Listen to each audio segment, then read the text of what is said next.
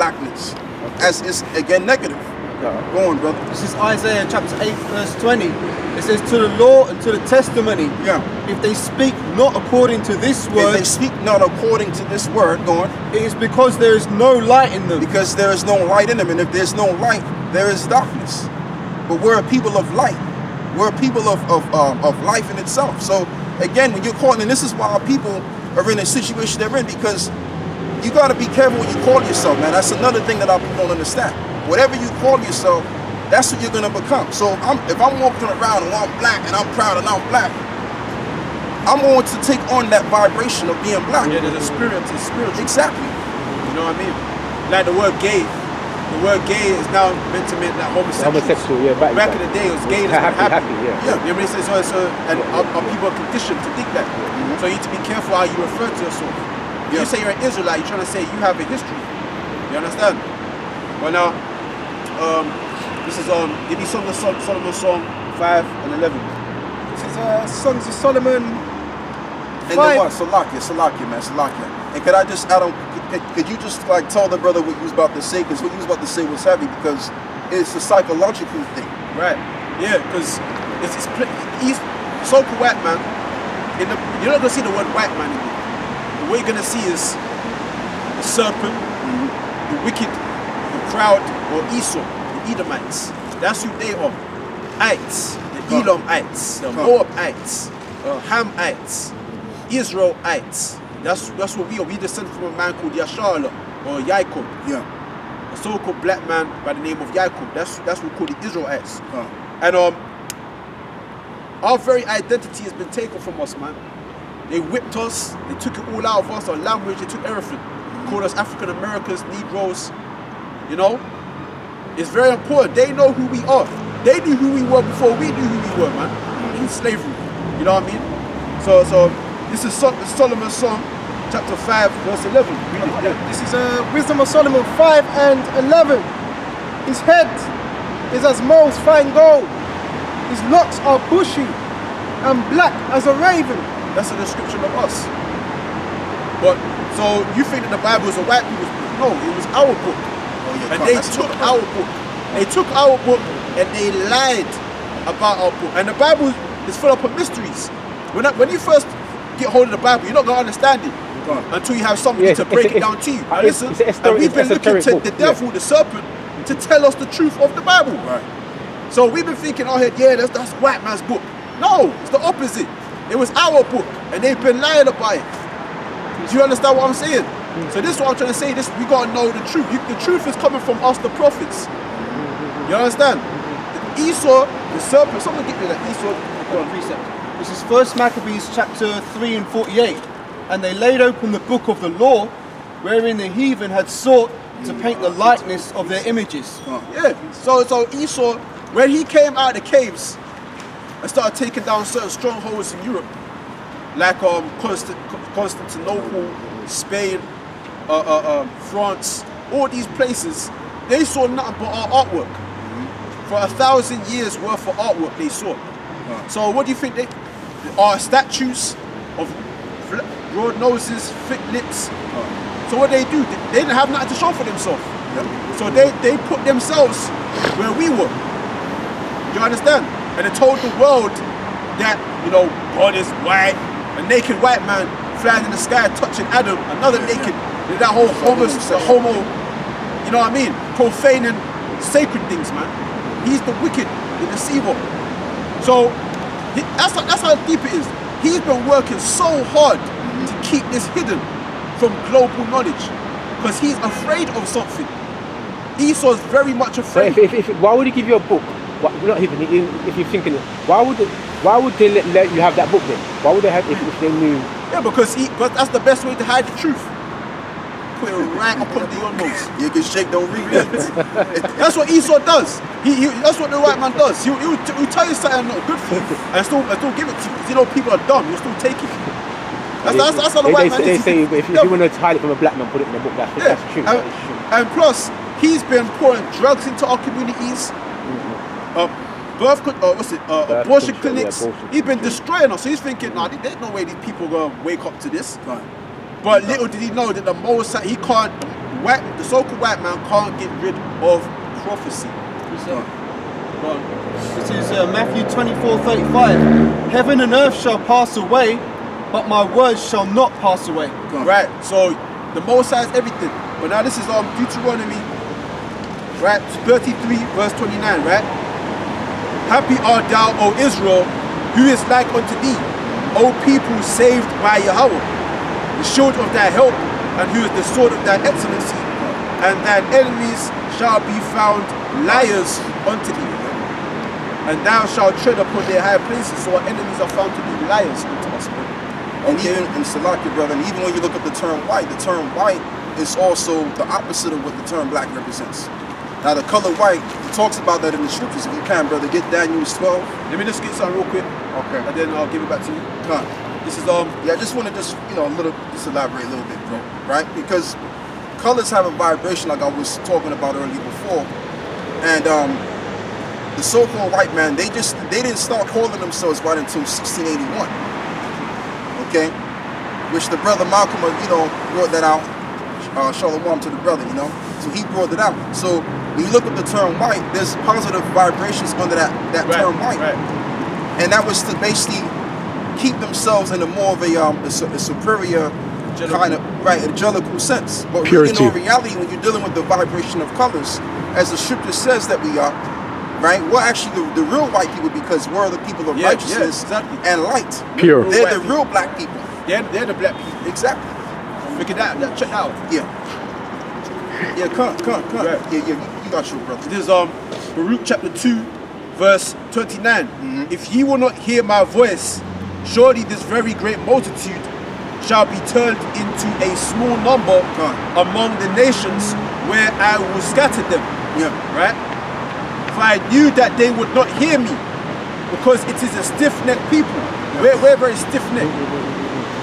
But in the land of their captivities, they shall remember themselves, and shall know that I am Yahawah, their God.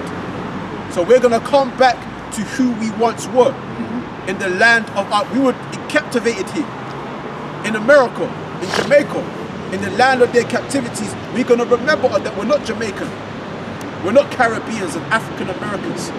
And there's many nations of people calling themselves Africans. Somalians, you got even so-called white people calling themselves Africans. It's a generic term. So it's like it's a generic term. But who are we? Bantu. Who are we collectively? Who are we? That's the $1 million question. That's the big question, isn't it? That's the $1 million question. Who are we? If we're the same people, we got the same genealogy, which means we got the same history. We got the same history. You're saying it's Hebrew Israelite. That's what you're saying. We're trying to say we're the people of God, man. We're the people of the Most High. That's who we are. And Esau, the wicked, is very afraid of us and been trying very hard to keep this knowledge hidden from us. Because he knows that once we learn this, he has no more power over us. That's it, brother. Yep. Over us, our children. He wants to dictate to us what we're learning. Yep. What we're seeing, what we're watching, what we're processing within ourselves. But once the Most High has raised us up, he's done. It's finished. He's done. You're definitely right about as far as I say revelation leads to revolution, isn't it?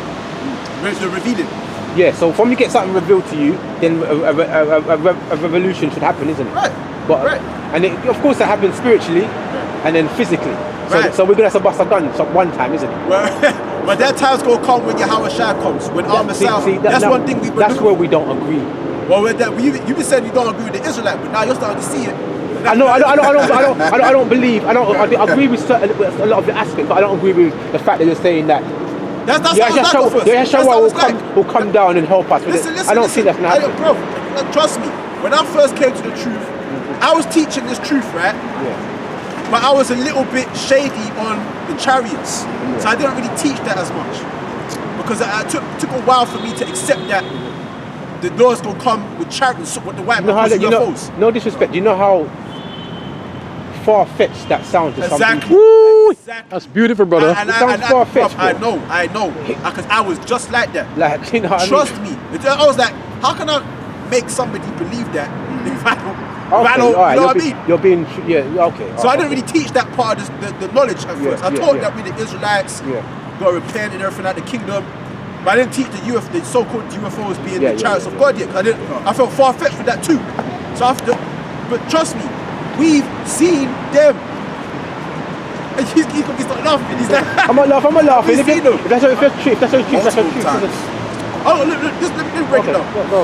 Right? But in the land of their captivities, they shall remember themselves, meaning call back to our mind, and shall know that I am Yahawah their God, for I will give them an heart and ears to hear. So the Lord has given us a spirit to hear this, man, and to receive it. Right? Yeah. And they shall praise me in the land of their captivity and think upon my name, and return from their stiff neck and from their wicked deeds, because our people are wicked towards one another. Yeah, they're wicked as hell towards one another. Disgusting. So we're gonna start putting that away and learn that the Most High has good thoughts towards us as a people. He loves us very much. I know it doesn't look like it, but the Most High has been punishing us according to our wickedness. And now those of us that believe, we're gonna start saying, you know what? I'm trying to get saved, man. I'm tired of this bullshit. I'm tired of this wickedness, man. I'm tired of this pollution. I'm trying to make it into what the prophecy said, that there's going to be a kingdom, a restoration for us as a nation, where we're going to be no more divided. You know, the scripture says, when a house is divided against itself, how can it stand? We're divided. How can we stand? But the scriptures, the Bible says, one day we will come together and be all righteous. That's something I'll give my life for, man. I would love to see my people restored in this earth, sovereign over all nations. And you know what too? I would love for that. Wouldn't you? Yeah, of course. You would love that too. That's what I'm here for.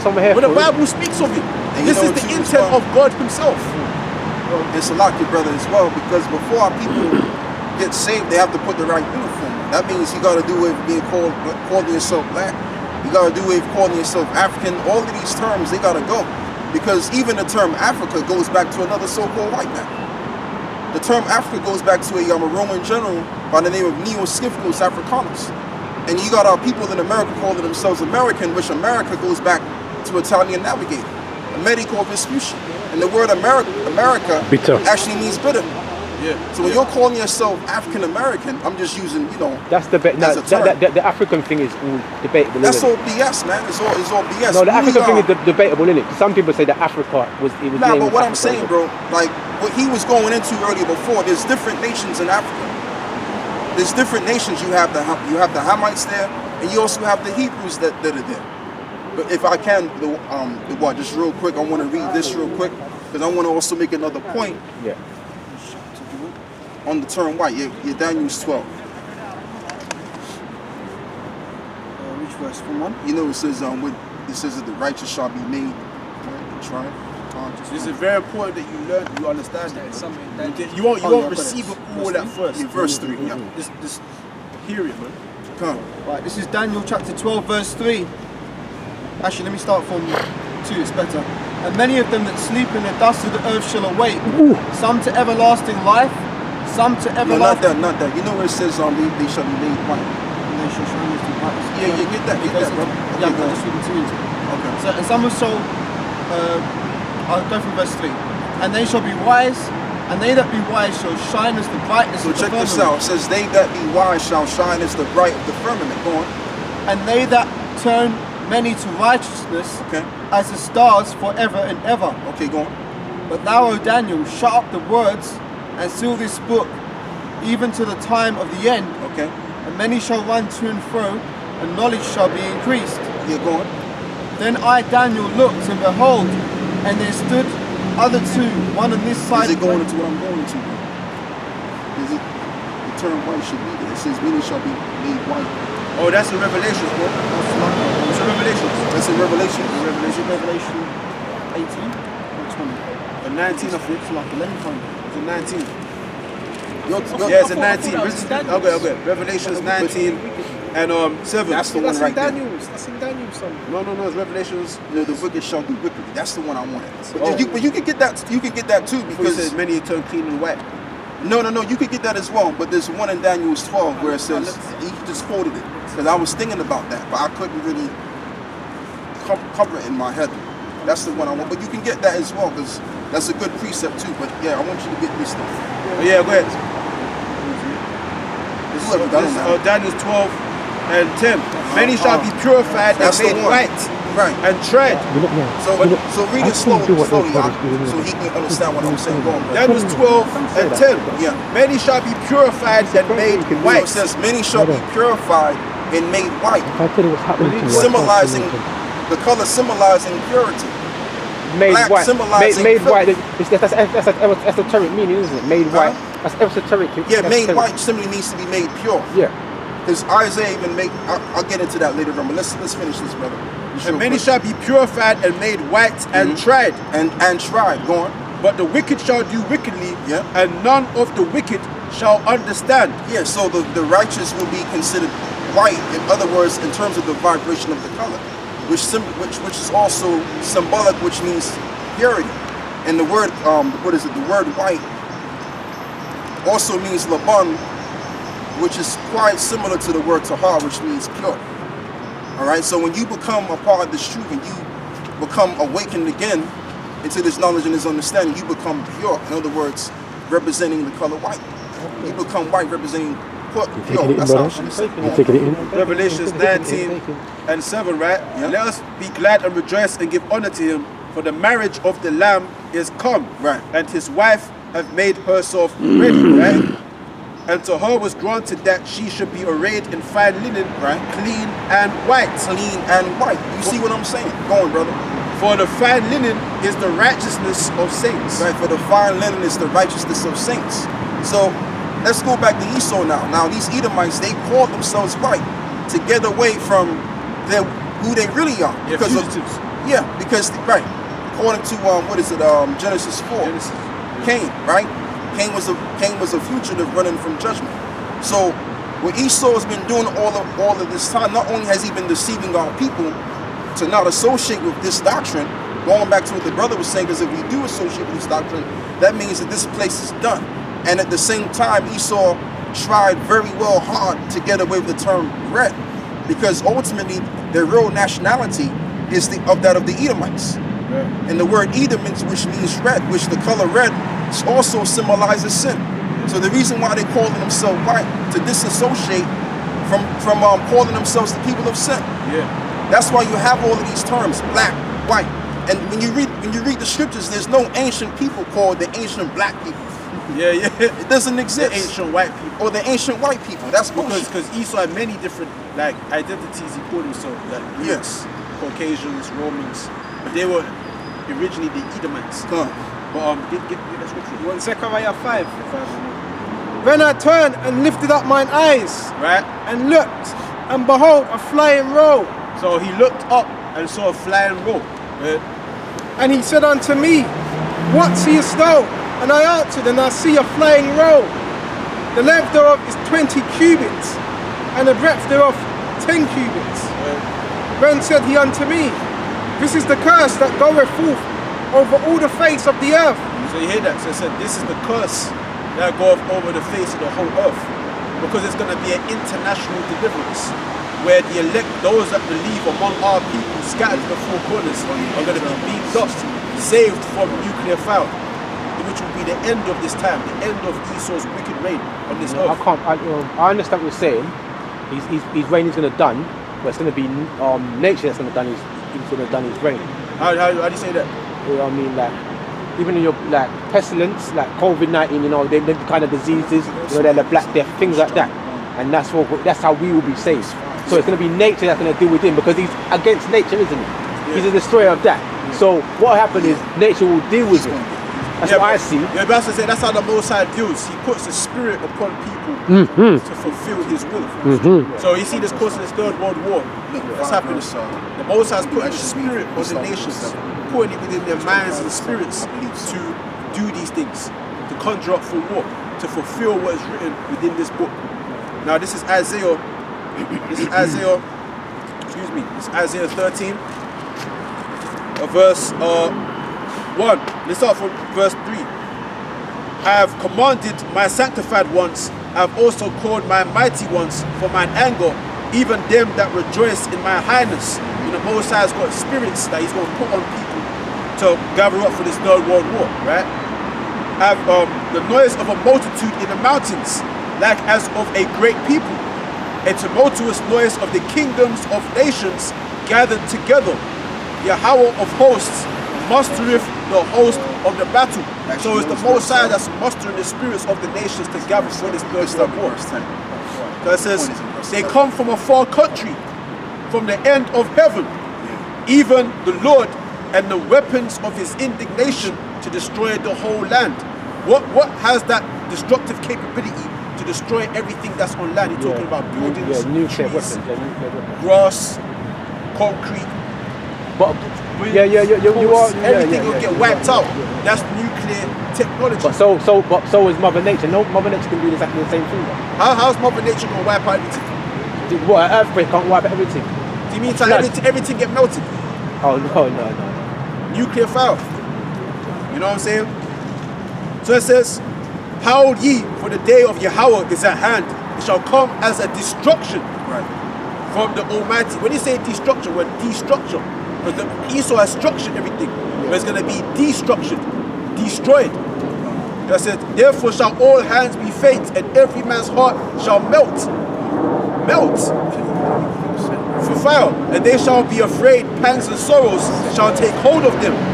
They shall be in pain as a woman that travaileth, and they shall be amazed one at another. Their faces shall be as flames. Listen, behold, the day of Yahawah cometh, cruel both with wrath and fierce anger, to lay the land desolate, and he shall destroy the sinners thereof out of it. Right? This is Zachariah. This is Zachariah. This is Zachariah 12, verse 14, verse 12. And this shall be the plague wherewith Yahawah will smite all the people that have fought against Jerusalem, which is us. Their flesh shall consume away while they stand upon their feet. So while they stand upon their feet, the whole thing get blazed. See?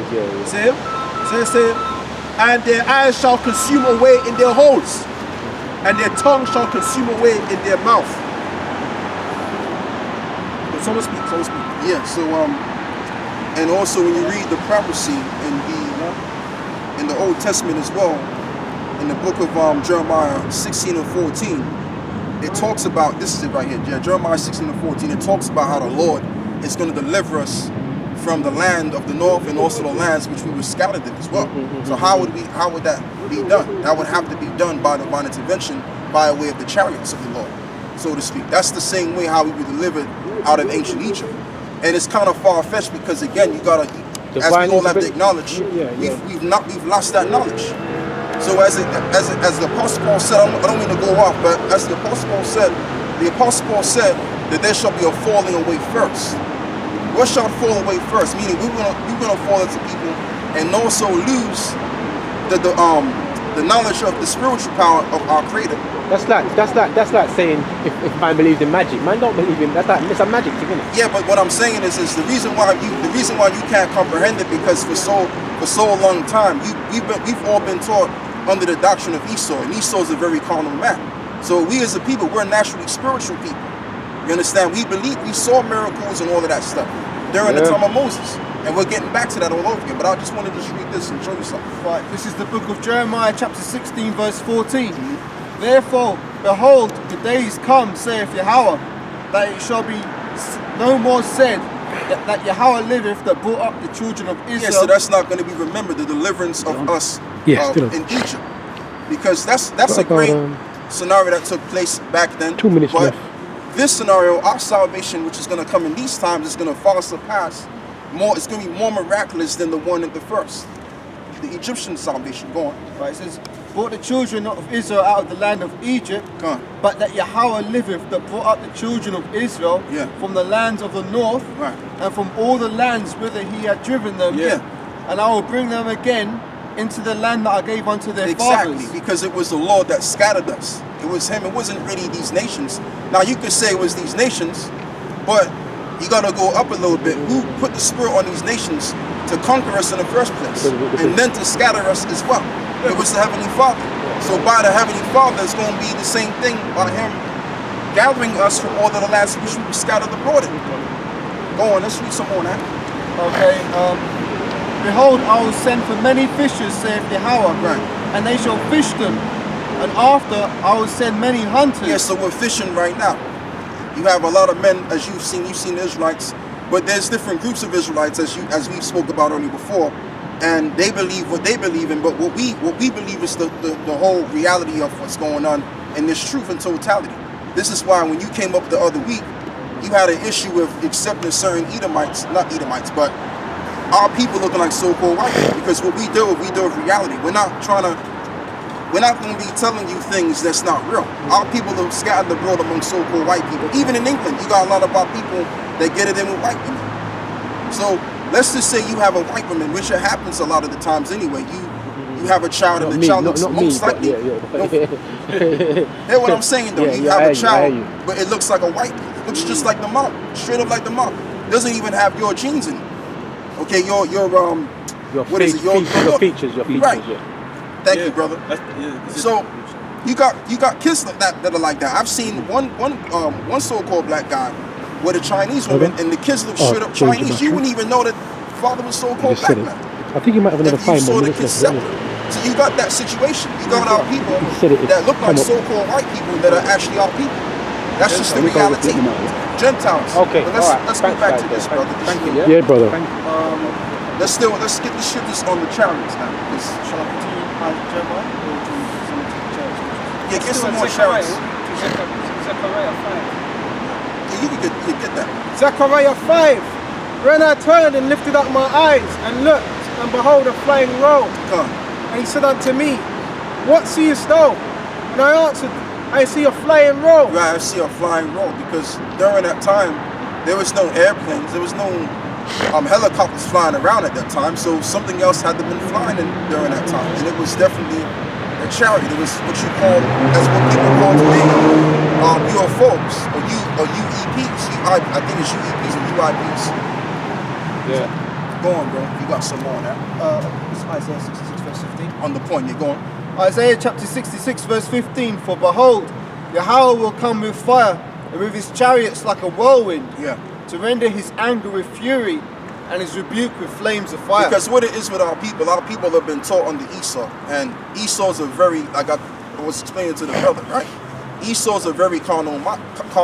So when you're taught under a carnal man, of course you're not going to believe in miracles and spiritual, things happen. You're not going to believe in that, because we were taught under him. But we as a people, we already, back thousands of years ago, our forefathers saw the miracles of Moses and saw the miracles of other things that occurred during that time. And we still have it in us to be spiritual minded, to be aware of miracles. But we've been indoctrinated under them so bad that even when you tell our people about the chariots, it's like, I can't believe that, which is understandable, because who was we taught under? The same devil. Okay? And that's spiritual, because the brother last week, he said the same thing about the chariots. Yeah. He said that sounds so far-fetched. Yeah. Same thing again, Same thing. Yeah. So that's just the thing. So I mean, if he's a part of the elect, he'll learn of this thing and gravitate to it later on. But the reason why I came at him like that, because of the other week, he came with this other guy, and they was just coming in the spirit of debating, like it was just a joke. But he's learned. You can see that he's learned something today.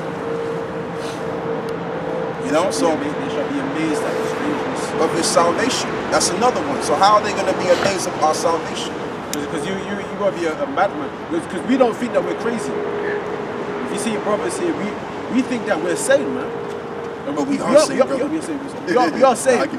But I'm saying, if you was to take yourself out your body, and be of the world and look at yourself, you feel like this thing is crazy, man.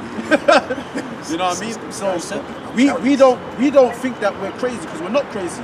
But people of the world, if we was to stand boldly and say, our Messiah's coming back with the chariots to destroy all you people, they're gonna think that this guy needs to straight jacket or something.